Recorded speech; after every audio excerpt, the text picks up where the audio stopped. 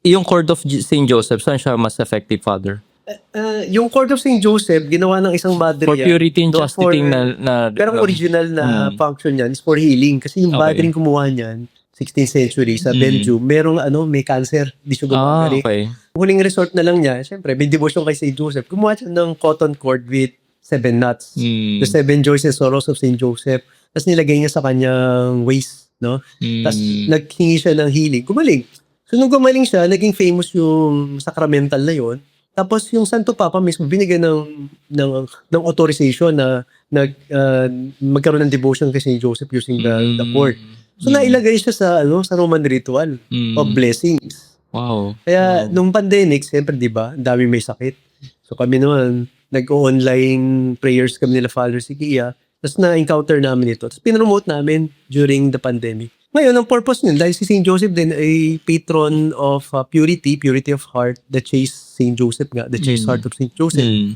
So minarapat namin na, ginagamitin din siya for chastity purposes. Pag ikaw ay sexually tempted, ang lakas ng temptation mo to commit sexual sins, no? Or, just wear the cord of St. Joseph, nagdasal sa kanya, tapos nawawala yung mga thoughts, yung mga sexual sins, no? Nakakatulong talaga siya. So usually it's a waste. Yeah. Pero sabi meron ding sabi yung gumamit din doon, pag nilagay mo raw sa shoulder, ay ginagamit for obedience naman. Or the vow of obedience. Kasi cincture siya eh. Parang ang gumawa ay madre. Usually kami mga religious, may particular function yung mga cinctures, di ba?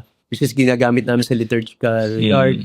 Yung iba naman, symbolism ng mga vows, di ba? Yung mga Dominicans and mga Franciscan, di ba meron silang. So ito ay cincture na ginawa ng isang madre na mayroon ng religious significance din, which is devotion to Saint Joseph. No, for healing, for to fight temptations of sin, of lust, and also for obedience. Nagagamit ba din yan sa courage? Yeah, actually very effective yan sa courage. No? Isa ito mas nga sacramental na pinagamit ko sa kanila dahil nga, di ba, Sexaholic Anonymous nga kami about chastity. So, yun. Since the pandemic, pinagamit ko sa kanila. At nag-a-attest sila. Ipasabi, gumaling daw sila sa sakit nila. May digestive system, may digestive problem sila. Nice. Na nawala.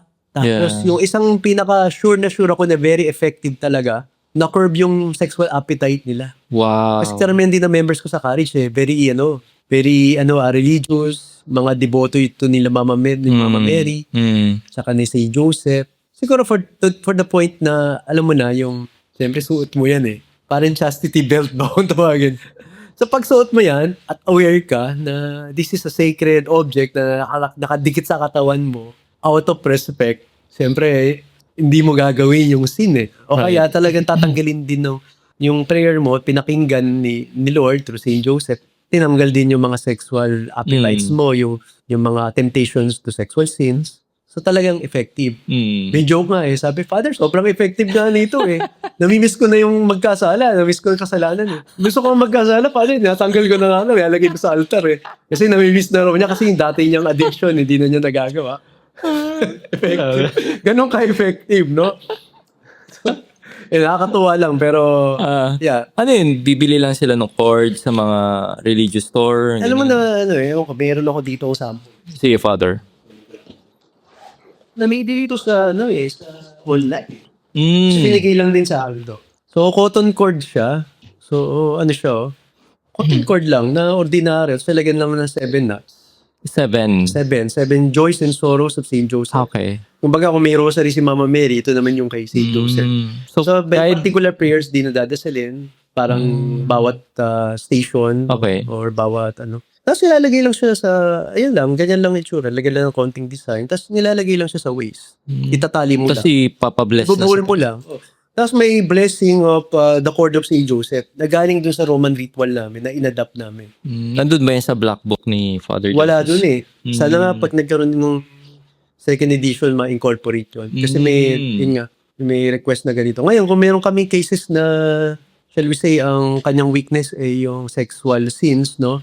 So, ito yung pinapasuot namin sa case habang pinapray over siya, no?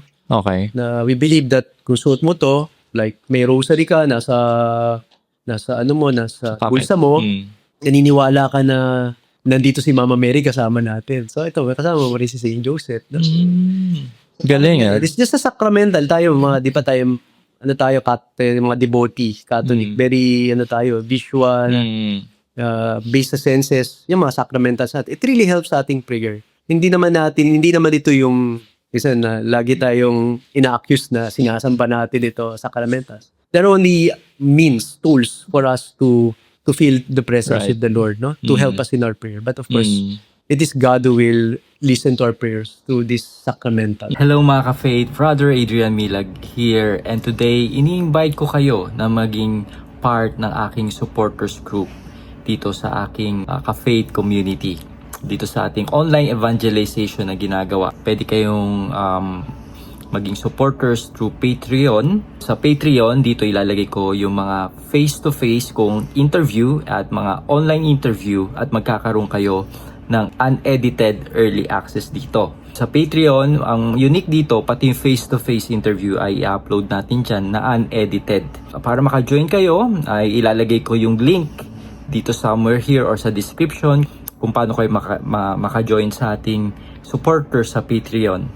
And sa YouTube, mas lower cost yung babayaran nyo dito. Pero magkakaroon din kayo ng early access dito sa YouTube pag naging supporters ko kayo. Dito sa mismong YouTube channel, naging member kayo dito, ay magkakaroon kayo ng access sa mga online interview. Ayan, mismong live interview, ma-access nyo yan for members only. Pero may catch din sa YouTube. Kung after ko nang ma-edit yung mga face-to-face kong interview, bago ko siya i-upload sa YouTube, ay magkakaroon ng access yung for members only. Ayan, so siguro mga 1 day ahead or 5 hours ahead, mapapanood nyo kagad yung interview na yun bago ko siya i-upload sa public. Para maka-join kayo sa YouTube bilang supporters, ay merong button dyan sa baba ng video na to kung saan pwede nyo i-click para maging members kayo dito sa YouTube. Siguro marami nagtatanong, Adrian, kala ko ba lahat ng content mo ay libre? Bakit may supporters? Di ba may bayad yan sa Patreon at sa YouTube? Yes, tama po kayo. Marami po ako na encounter na mga nagme-message kung saan daw nila pwedeng mapanood yung naging interview ko. After ko ma-announce, kunyari na-interview ko si Father Chad Ripperger, so marami na po kagad naghahanap. Pero imposible po natin magawa yon. So kailangan po nating i-edit yan, pagandahin, bago natin upload sa ating platform, sa ating mga social media platform. So sa mga taong gustong-gusto, atat na makapanood ng early access, unedited, ay ina-upload ko siya sa Patreon at sa YouTube. So, pwede nyo siyang mapanood dyan. Yun yung benefit nun kung talagang gusto nyo siyang mapanood kaagad. Pero, hindi lang yun ang catch. Pag naging member kayo ng ating supporters group, ay matutulungan nyo ko dito sa ating online evangelization na ginagawa. Yes, libre nyo siyang nakukonsume sa ating YouTube channel at sa mga iba pang nating mga social media platform. Pero tandaan po natin yung ginagamit natin sa mga software, yung cameras, and yung time, yung effort, pupuntahan natin yung mga guests, ay hindi po libre yan. 'Di ba sa panahon ngayon, ang mahal na rin ng gas. Pamasahe, anything na binibigay natin sa mga guests, ay may cost po lahat ng yan. So, pag naging member po kayo, naging supporters ko kayo, ay matutulungan nyo ko dito sa ating ginagawang online evangelization at magiging part pa kayo ng ginagawa natin. At sobrang nagpapasalamat ako in advance kung kayo ay magde-decide na maging ating mga supporters dito sa ating online evangelization na ginagawa. And alam naman natin na itong laban na to is a spiritual battle, na dito sa online, ang dami ng mga fake news, mga maling balita, maling information. Dito sa social media, ay nilalabanan natin itong mga diabolic influence nito for giving you a solid Catholic content na na-interview natin na ating mga guests. Ipagdasal nyo, ipag-pray nyo kung kayo ba ay tinatawag ni Lord na maging supporters ko dito sa ating ka-faith community. And kung wala ka naman capacity na maging supporters ko, ay syempre yung dasal mo ay enough na para sa akin. Please pray for me and for this ministry na patuloy nating tong magawa. Kaya mga ka-faith, kung gusto nyo pong maging part ng ating supporters group, i-click nyo lang yung link sa Patreon at yung button dito sa YouTube. So thank you and God bless.